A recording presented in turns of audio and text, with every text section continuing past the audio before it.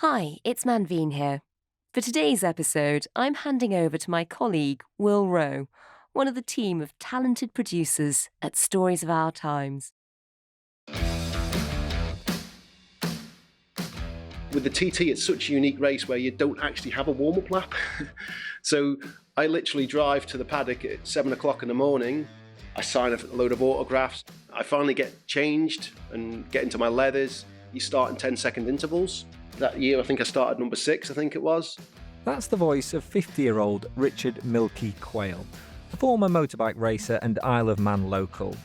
He's talking me through what would be his final TT race at the event back in 2003, which ended with a terrible crash. There's millions and millions of things going through your brain. You're trying to stay cool and calm, but your head's in a bit of a mess, really. So you get off the start line, try and settle into the race as quick as possible. That year, the bike was geared for 198 miles an hour. So it shows you how fast you go. When you're going 198 miles an hour on public highway that's only 12 foot wide, I suppose. Bumps, manhole covers, telegraph poles, curbstones, stone walls either side. I never looked at the obstacles around the circuit because they're irrelevant. You don't want to hit them, so you don't look at them. I literally just see the asphalt and that's it. I just want to literally use as much track as possible, so I go from one side of the road to the other, and that's all I'm looking at. I was 5th or 6th position. I was happy with it, and pretty much I came over the start and finish line, and I always waved to my pit crew and my wife or girlfriend. It was always like a bit of a ritual I had. I always waved to them as I went over the start finish line, just to say, yeah, I'm here, I'm okay, thanks. That's my last recollection before my crash, really, was the fact that I remember waving to my pit crew. And then I remember waking up then about 10 days later in hospital with my wife's face above me. And I'm thinking, oh shit, oh shit. Yeah, I've made a mistake here, this isn't good. And it's really, really weird. Like that's it, that's all I can remember of it. So you can't actually remember the moment you crashed then? I think it's nature's way of blanking issues out. I've had lots of crashes in my life. I've probably crashed 50, 60 times in my career, but I've had 2 life-threatening crashes. One was in a short circuit in Wales called Pembrey, and I had a bleed on the brain there, and I can't remember crashing there either. And like I say, the crash at the TT in 2003, I can't remember it.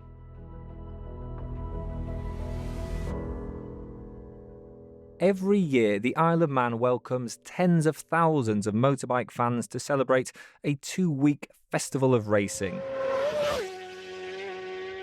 The 2023 event begins this week, but for all the excitement and high-octane energy, there is often tragedy just around the corner.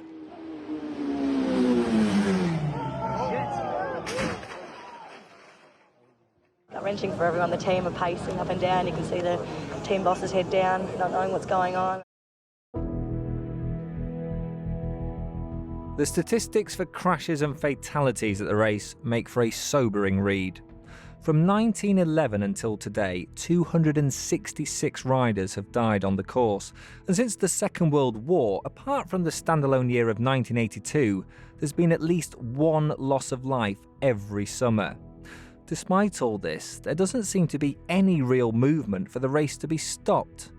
But could it be made safer?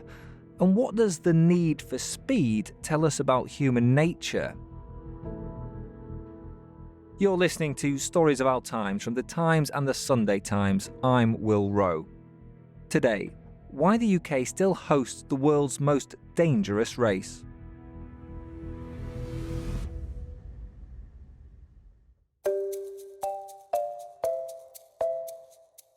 My name is Phoebe Luckhurst. I am a senior commissioning editor at the Sunday Times magazine. Last year, you went to the Isle of Man. Why? I went to the Isle of Man to investigate a motorcycle race, the Isle of Man Tourist Trophy, or the TT race. It takes place in late May, early June. But I went over a few months after the race had ended because, as I'm sure we'll get onto, it's quite a dangerous race and a number of people had died last year. So I wanted to get to the bottom of what the race is all about, why people do it, and get into the mindset of the riders and the people who love it. So there was this extremely dangerous race. You were sent over to investigate. We'll come on to just how dangerous it is in a moment. Had you been to the Isle of Man before? I had not been to the Isle of Man before. I'm embarrassed to say I didn't totally know exactly where it was. It is of the west coast of Britain. It's kind of marooned in the middle of the Irish Sea. Population of 85,000 people, so fairly small. And it's part of the UK, but as I understand it, legally it sort of sits separately. Yeah, so it's something called a crown dependency, which means that it has its own laws, its own parliament. Very relevantly to this race, it doesn't have a speed limit, for example. So you can ride at any speed you want on the island's public roads, which is why the race takes place on the Isle of Man. It's definitely a bit of a mecca for petrol heads. Which leads us on to this race. Tell me about the Isle of Man TT. What is it? It's a very storied, historic motorcycle race. 2 weeks a year, every year, the organisers of the TT create this course. It's a 37.73 mile course from the island's public roads. So everything from residential streets to country lanes to kind of mountainous path that exists in the north of the country. And motorcyclists and fans come from all over the world to compete in time trial laps. There are different vehicle classes, and there's also a kind of sidecar series of races as well, where you have one man driving and usually another man sitting in the car beside. It's like Wallace and Gromit. Yeah, very Wallace and Gromit, except a lot faster, I think, than Wallace and Gromit were travelling. What's the history of the race? So it actually started in 1905. It started as a car race, and then it became the motorcycle time trial race. And the then secretary of the Automobile Club of Great Britain wanted to find a place where riding very fast on public roads would be permitted, and he suspected that the Manx authorities would be okay with that. A race on English roads was impossible then because they couldn't be closed legally, and there was a 20 miles an hour speed limit. So the Manx government was approached and readily agreed to a race in the Isle of Man.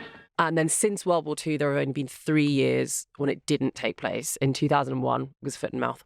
And then 2020 and 2021, it was cancelled because of COVID. So the 2022 event was the first one in a few years. It was a kind of grand return for the race. And 6 people lost their life in 2022. How often do you get fatalities in this race?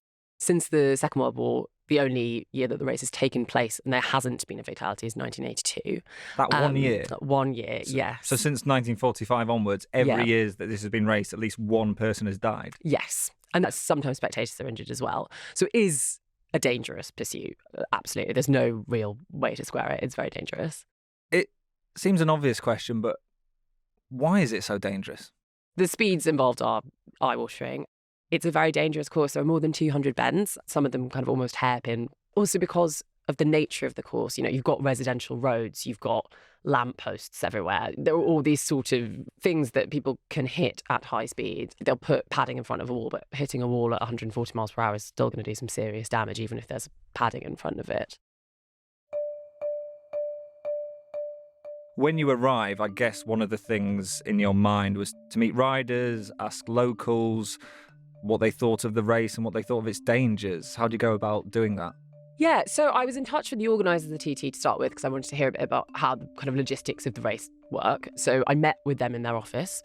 When it came to speaking to residents of the island, I basically just kind of went into pubs and chatted to people who were all very, very kind of happy to chat. And I think it's the sort of thing where absolutely everybody on the island has a take because it is a huge event for them. So let's take you back into those pubs that you went into. You met locals, you met residents. What did they say to you about it?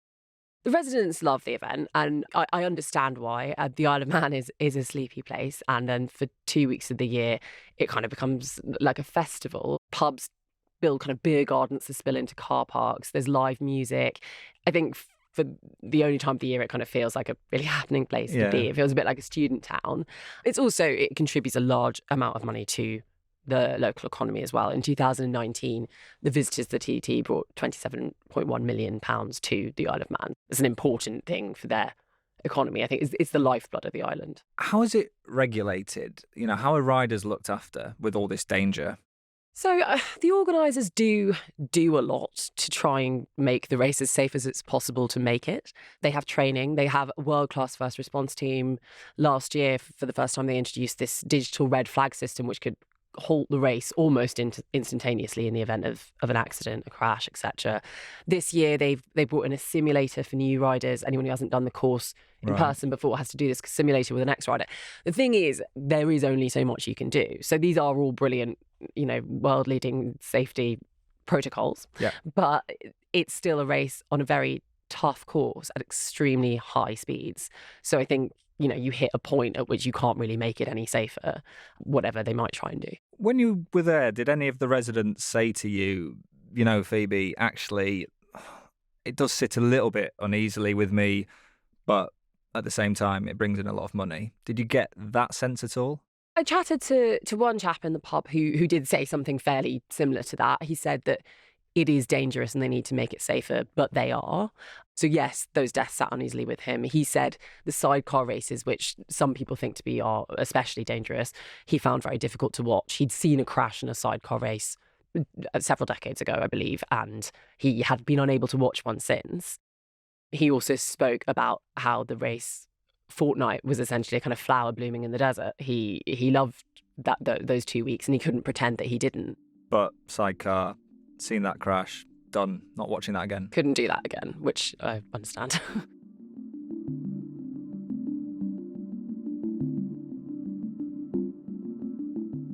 So Phoebe, is anyone sort of bringing attention to this? Is there like a campaign to stop it? So I have to say, I sort of expected there would be and didn't find anything to that effect. It's a curious thing about the TT where it's a very closed world and it's not an enormously mainstream event. If you know about it, you're probably either a resident of the Isle of Man, a rider, or a fan. And those people are fairly keen on the event continuing. So it's a lot more difficult to find someone who's a really kind of powerful dissenting voice.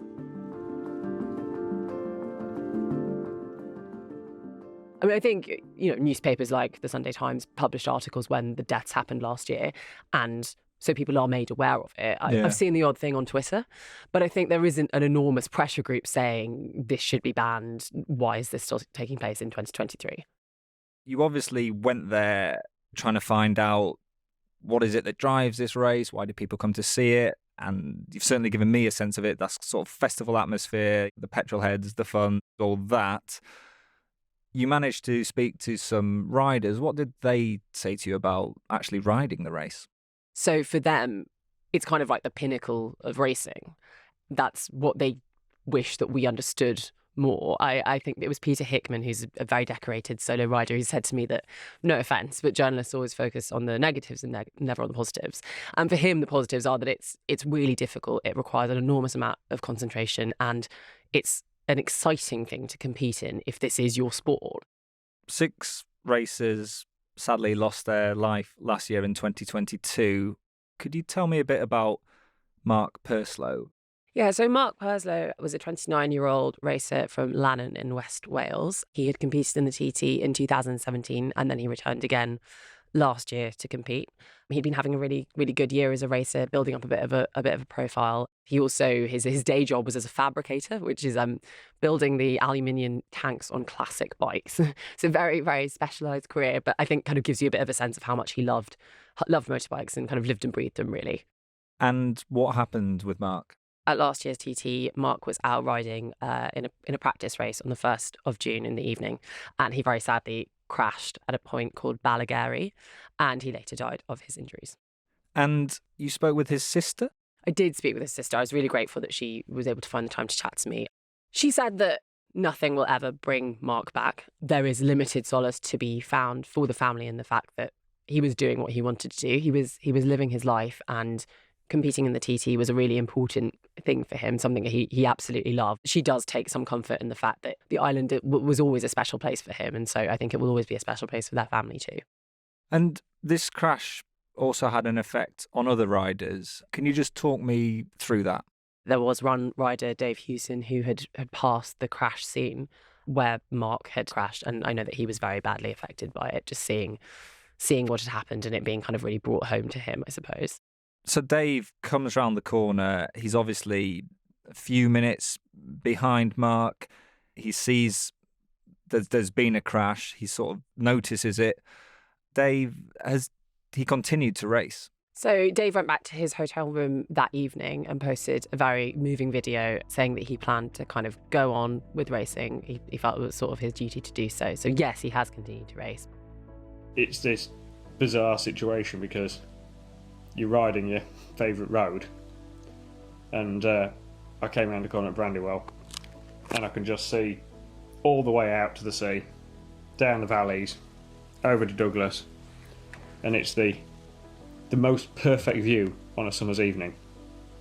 And you have a little moment to yourself, riding along in the best place in the world, but knowing what's just happened up the road. One of my favourite lines I've ever heard, and it was Steve McQueen, and he said, "The races I know aren't courting death, they're courting life." And he's right. Tomorrow, we'll go and do it again, and we'll hope for the highs without the lows.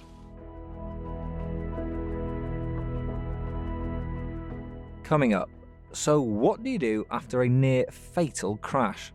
I chat with Richard Milky Quayle 20 years after his accident on the course. That's in just a moment.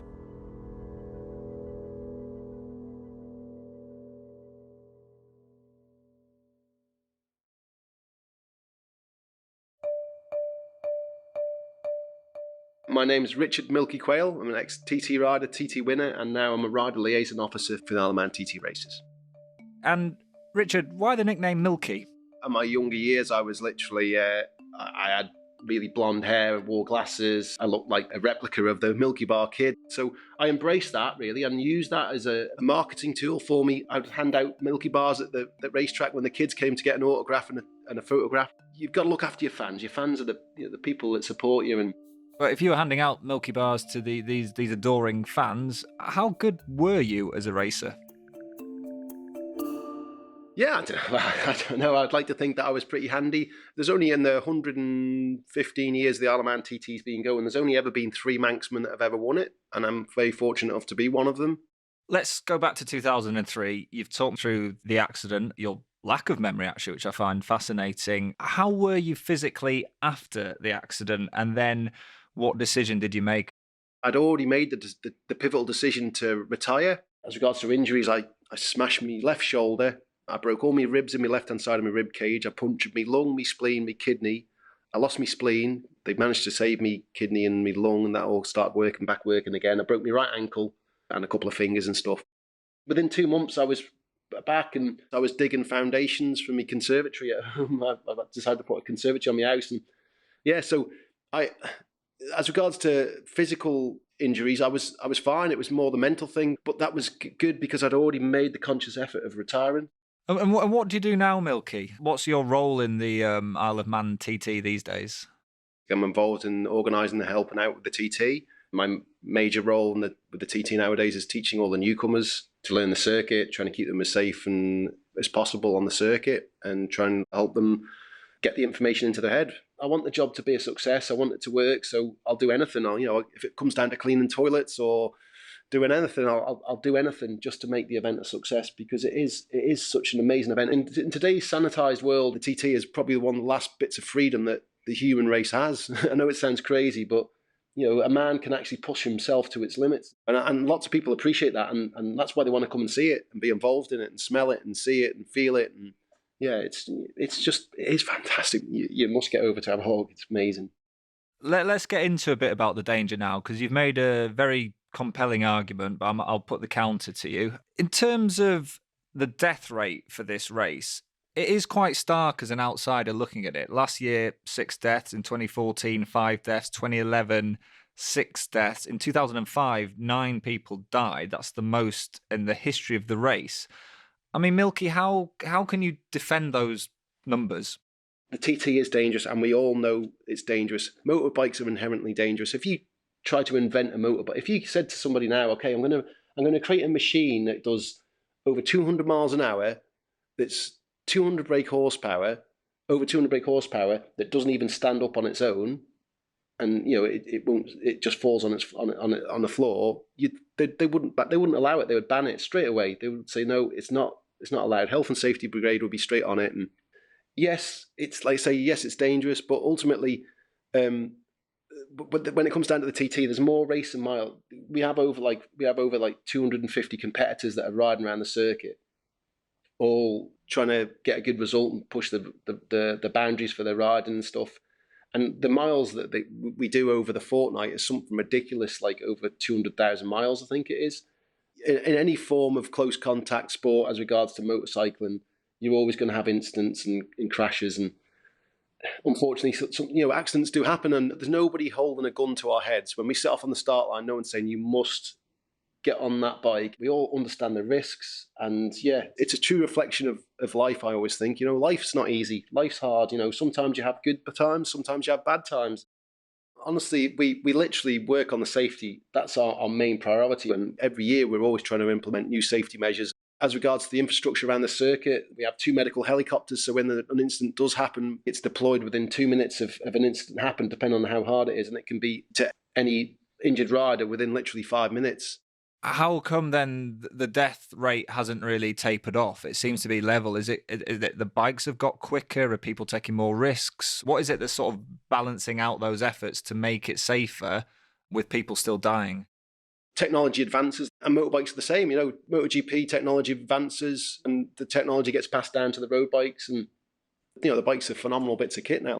Accidents can happen, so you'll never ever make it completely safe. And no motorsport is completely safe. It never is. Life's not completely safe. We're only a bag of bones, aren't we? And we're not made of steel and stuff. So a cynic might say, look, the 2 weeks of the year when the TT comes to town, economy is booming, and so basically, the Isle of Man government are quite happy for that, and they disregard the sort of the side effects of the loss of life. What do you say to that argument? Yeah, it's whichever way you want to look at it. I mean, ultimately, again, this is the oldest motorcycle race in the world. 1907 it started. The easy option would be to say, you know what, let's just draw a line under it. Let's go into the back and be woke like everybody else wants to be in the world. Whereas actually I always think the government are very forward thinking and think, well, actually, it's something that everybody enjoys when it's here. And as a racer, I mean, what you do is hugely impressive. I can't quite get my head around it. Have you ever thought about that maybe part of the thrill for you is that you might die? You push yourself right to those limits. No, I don't like being scared. I literally don't like being scared. For me, it's not the feeling, thinking of, well, I could die and I could, sod that. The last thing I want to do is die, so it's ultimately, the reason why I'm doing it is for the pleasure of pushing yourself to your limits. I mean, everyone's wired different, aren't they, and, some people want to push themselves to the limits and some people don't. And for me, I've always been competitive. I always like to push myself and better myself. I want to keep climbing up that ladder. I don't want to just sit there and think, oh, this is all right. I want to try and, if I won £1 million, I'd be thinking, well, I've got £1 million. I want to have £2 million. If you want to win a race, you win one race. You want to win two. You want to win three. You want to win four. That's the way I'm wired.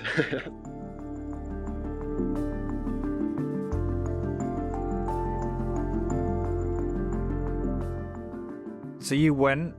You met people, you chatted, you've spoken with riders, you've spoken with bereaved family members, you've come back. Do you think it should still continue? Not a straightforward question to answer. I couldn't stop thinking about the families of people whose relatives race. I couldn't imagine personally putting my family through something like that. I do think there's probably something a little bit selfish about it, but I think it's complicated to answer the question as to whether it should be banned, because a lot of the people who take part think that they should be allowed to do it. A lot of the families say that they don't have a problem with it. So basically, I found myself feeling very uncertain.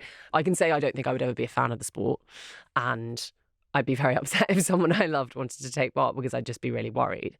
But I don't come down on either side as to whether I think it should be banned. What do you think all that says about human nature? It's a tricky one, isn't it? Some of the riders put it to me. The decision to ride is a personal choice. They're doing so because they wish to do so, and the fans are doing so because they enjoy watching it. So I think there's a slightly similar to the way that the Isle of Man has a kind of slightly libertarian slanting philosophy where people can make their own choices to do things. That's the philosophy of the TT. I think it also says that people really enjoy watching people do dangerous things. That's definitely an element of it. And also, all sport is kind of drama and thrill, and to some extent, depending on the sport, risk as well. And I think this is just a very extreme version of that. Do you see a stage where it will ever be banned? I think this year will be an important one, because the organisers have definitely put a lot of extra safety measures in place. If this is another year where there are many casualties and fatalities, people will have to look at the race again. I think if there were perhaps a lobby of bereaved families calling for it to be banned, that would maybe slightly change the terms a little bit. But I think it's difficult to say. I mean, it's continued for all this time and has had so many fatalities up until this point. If it hasn't been banned now, maybe it won't ever be.